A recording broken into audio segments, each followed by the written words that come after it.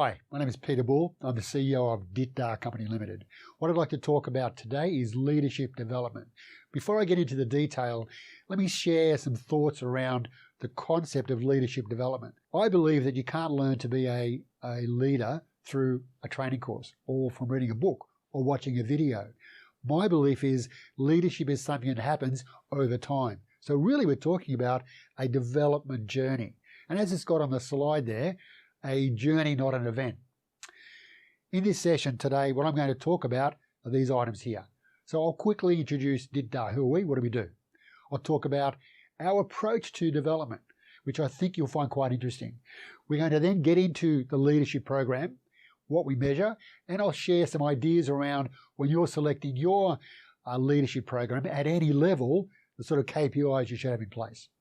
So you can see that we're very much Asia Pacific, but in actual fact, our real focus is Southeast Asia.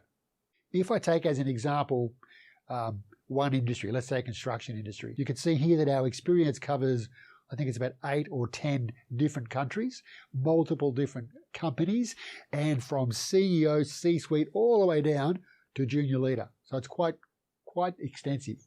All right, so to explain our thinking, our approach to development, I want to draw on a process model called input, process, output, or IPO. Now, the input in a training development situation is the analysis before you decide what to do. It's a selection of vendor, venue, design of material, design of assessment instruments.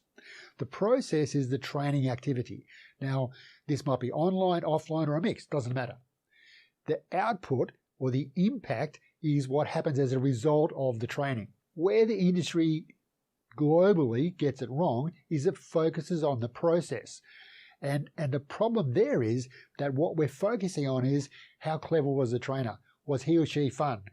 Did you like the training material? Did you like the coffee, etc.? What we're saying is that's not enough.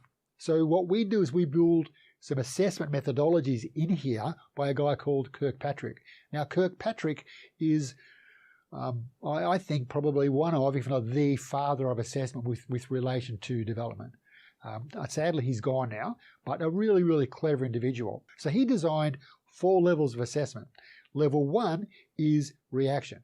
Most of you have done this, and most of you will have experienced it. It's the smiley sheet you get at the end of the workshop. Did you like the trainer? Was the coffee hot? Did you like the breakout rooms? Etc., etc. That's important.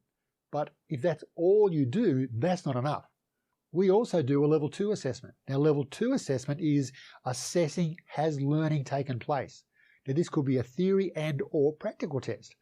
This is really important because if learning didn't take place, we're not going to get behavioural change. We're not going to get a return on investment, no impact. Then we go forward and we test application. So after the workshop, some weeks later, what has the person or the people done as a result of this learning experience? What have they done in their personal life or their working life or a combination of both? And if they've done anything, the level 4 assessment checks what's the impact or the Holy Grail ROI. So let's talk about one of our leadership programs. And the sample here I put on the screen, there are 6 modules. Now you can have 1 module, 3 modules, 5 modules, pick and choose, mix and match, whatever you want. What we've taken here is an example of a program that starts with you as an individual. And that's important because if we're going to lead others, we first need to understand ourselves. What sorts of decisions do we make? How do we make decisions? How do we share with others? How do we communicate with others? And that's what Module 1 is around, manage self. Module 2 is about leading teams and individuals. So within here, we've got coaching, delegation, giving feedback, and so on and so forth. Module 3 expands out to looking at customer service. And our model of customer service is that every individual within your business has a customer, whether that's an internal or an external customer, whether that's an input or an output customer. We look at operations.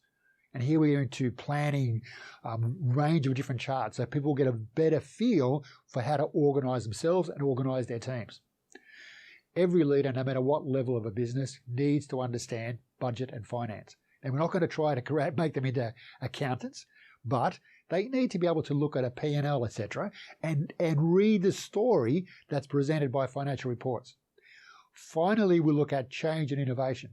Now, we do it a little bit differently because our belief is that every project involves change, and every change mostly is part of a project. So we merge the two together and we give them a structured approach to managing change. But then we also talk about the people aspects of managing a project. It goes very nicely together. As I mentioned, 6 modules, and each module is structured the same way.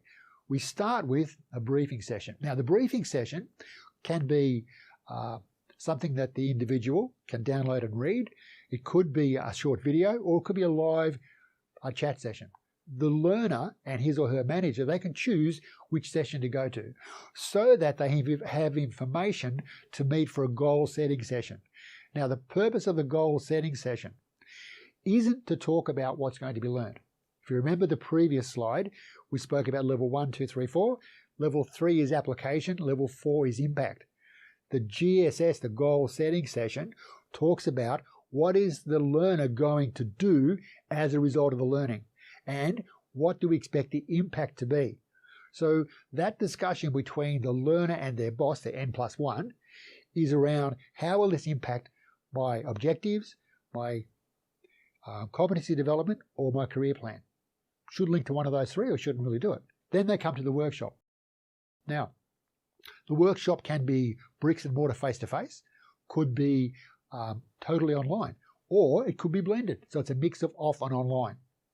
After that, they have about 6 weeks to take all that theory and apply it to their life, work and or personal, apply it to their life, so that they can achieve the commitments they made to their boss back in the goal setting session, the GSS. That's about 6 weeks. To support them though, because they're not alone, to support them they have their N+1, their boss, their coach.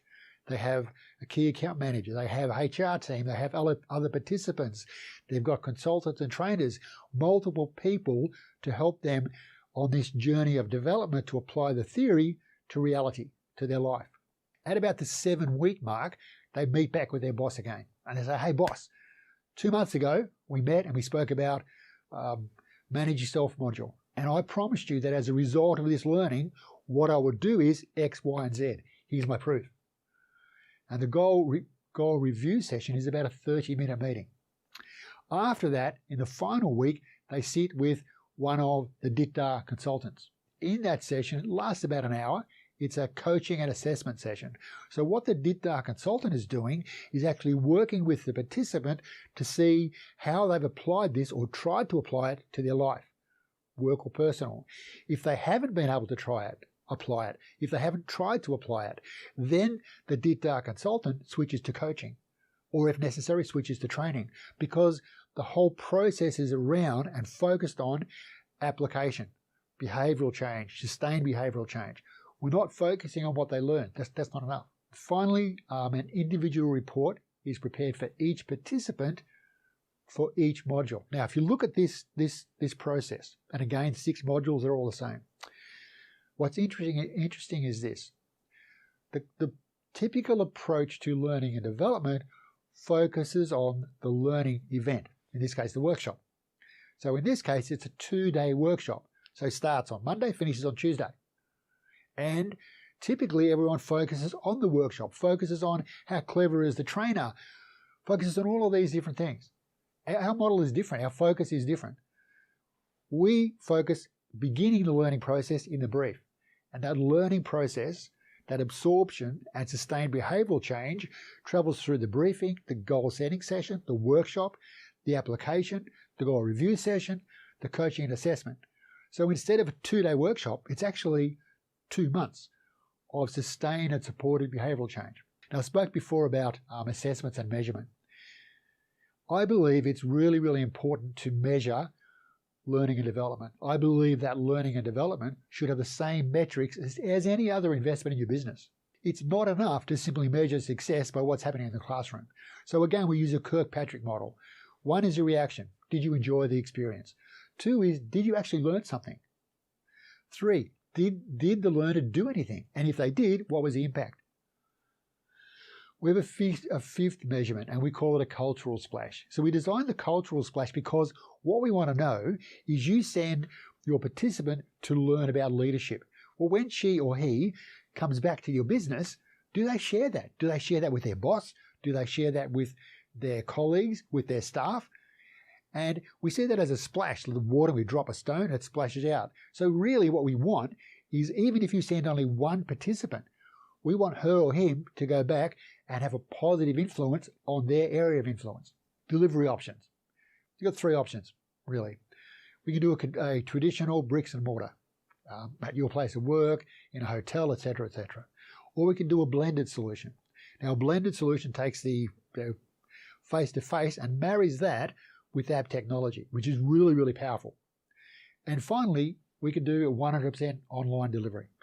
Before I finish up, I'd like to just share some KPIs, I guess, from selecting how to select a leadership program. First of all, when you're looking for the provider, looking for the program, focus on the outcomes you're after rather than what's going to be learned. What's going to be learned is the easy bit. I see a lot of organizations globally, they measure success based on smiley sheets. How many people attended the workshop? How many people put their bum in a seat? Instead of that, actually measure it on what the changes have been. And the changes take about 8 weeks to happen, 8 to 10 weeks. So talk to line managers. Look at these participants in meetings. Have they changed? Involve stakeholders in the journey. Don't just send the participant off by him or herself. Get stakeholders involved. If you're going to do a digital solution, pair an app, pair face-to-face with it. Don't have it only online. The research is suggesting that 100% online, the retention is not as good as blended or face-to-face. If you do a bricks and mortar, pair an app with it, app solution. The benefits are incredible. And finally, appoint a buddy or a mentor for each participant, just as you do in your, or should do, in your orientation onboarding process, so that the participant has the ability and the support to vent and through their journey. What we've covered. So we spoke about DITDA, we spoke about our approach to learning and development, and I tried to share with you some KPIs for when you select your leadership program. Okay, so to finish up, I'd like to say thank you to each of you for taking the time to watch this. If anything that I've said resonates with you, or you feel that you'd like to know more, please don't hesitate to contact us. We'd be really, really happy to talk to you. Thank you.